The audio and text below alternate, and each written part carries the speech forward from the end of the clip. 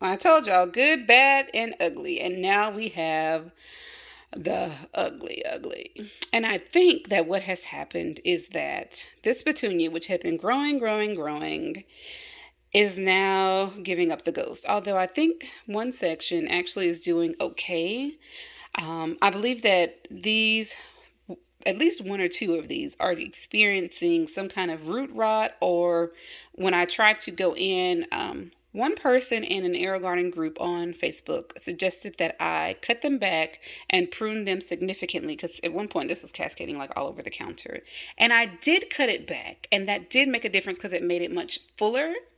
But when I cut back the roots, I think, whenever we trim roots, it's not always preferred to do, but when you're doing things hydroponically, it is good to trim your roots.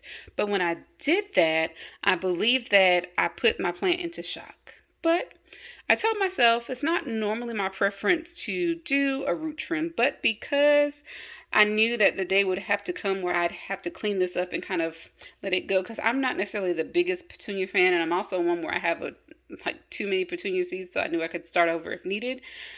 This just needs to go. Like, it does not spark joy. I do not necessarily care about saving the plant because, again, I have seeds to start over. So this is going in the trash. I may save like one or two of these plugs and just toss it outside, because if it's still growing and the roots look okay, but I'm pretty positive, especially with how this looks here, that when I pull this out, it's going to be a mess, and it all needs to go. So again, good, bad, ugly, indifferent. Here are the updates, and all of these are going to be coming out, and we're going to have more counter space for the holidays, so I know my husband will be happy. And the next time you see an AeroGarden update, you will probably see them in a different room, be that one of the plant spaces that I'm making for myself in one of our guest rooms, or in the home office where these should have been in the first place. So this is Fix It with a Friend, where I talk about all things faith, family, food, and fun.